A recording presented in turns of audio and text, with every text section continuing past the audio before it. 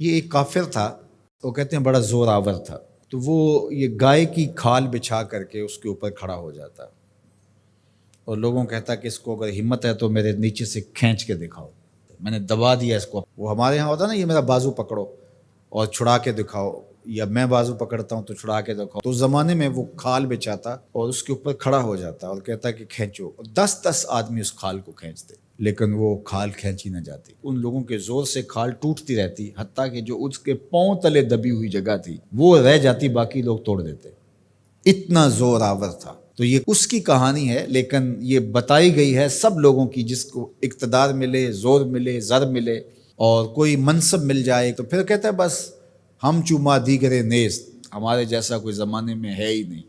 اس نے کہا زمانے میں بندے دو ہی ہیں، ایک تو اور ایک میں۔ اس نے کہا اگر صحیح چھان نہ لگائیں تو میں ہی میں ہوں، تو بھی نہیں ہے۔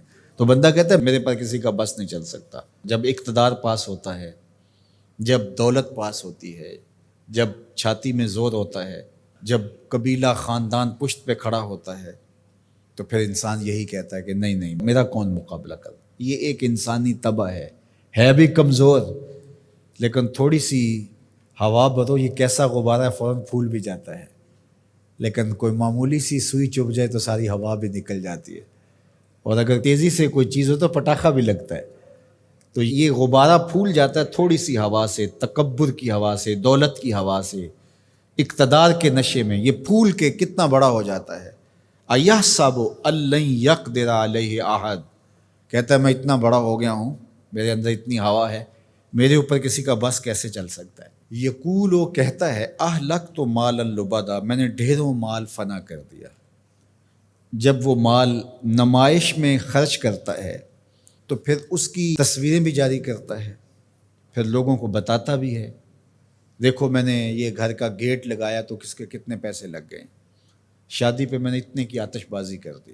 پہلے تو کہتا ہے میرا کوئی بگاڑ نہیں سکتا، میں طاقتور ہوں، میں بڑے بڑے ڈاکٹروں سے علاج کروا سکتا ہوں، کوئی مجھے تکلیف نہیں پہنچا سکتا، میرے اثر و رسوخ بہت سارے ہیں، کچہریاں میں خرید لیتا ہوں، تھانے میں خرید لیتا ہوں، کیسے ہو سکتا ہے، میں طاقتور ہوں، میرا اثر و رسوخ بہت ہے۔ پھر کہتا ہے میں نے فلاں معاملے میں اتنا مال لگا دیا، اتنا مال فلاں لگا دیا۔ وہ اپنے مال کے فضول خرچ پر لوگوں سے داد لے رہا ہوتا ہے۔ اللہ اکبر۔ اَيَحْسَبُ أَن لَّمْ يَرَهُ أَحَدٌ، یہ اس کی ساری بات بیان کرنے کے بعد اب یہ دیکھیے، اَيَحْسَبُ، وہ گمان کرتا ہے، وہ بھول گیا ہے، فراموش کر گیا اس بات کو، أَن لَّمْ يَرَهُ أَحَدٌ، کیا اس کو کسی نے نہیں دیکھا؟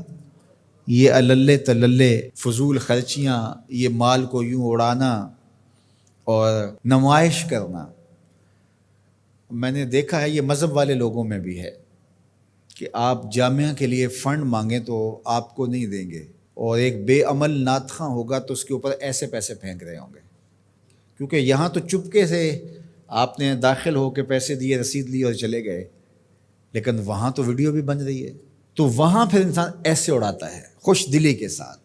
وہ خوش دلی روحانی تسکین کی نہیں ہوتی، وہ نفس کی تسکین ہوتی، حظ روح نہیں ہوتا، حظ نفس ہوتا ہے۔ اگر اسلام کی روح اور قرآن کا مطالعہ ہماری زندگی میں آ جائے اور قرآن جو بتاتا ہے وہ ہم سمجھ جائیں تو زندگی نور علی نور ہو جائے، ہم پھر اللہ کی مخلوق کے لیے نرم دل ہو جائیں۔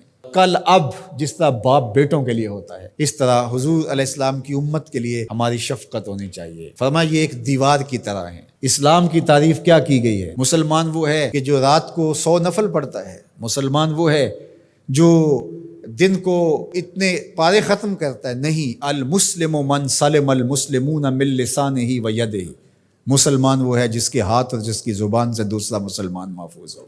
تو کیا ہمارے ہاتھ سے، ہماری زبان سے دوسرے مسلمان محفوظ ہیں؟ آج ہم دوسروں پر کیچڑ اچھالنا اپنی ذمہ داری سمجھتے ہیں۔ آج کا سوشل میڈیا بھرا ہوا ہے دوسروں کے عیوب کو اچھالنے کے لیے۔ آج ممبر و محراب سے بھی مجھے معاف کرنا، جس طرح کے درس اور سبق دیے جا رہے ہیں، سچی بات ہے کہ وہ رسول اللہ کا دیا ہوا دین نہیں ہے۔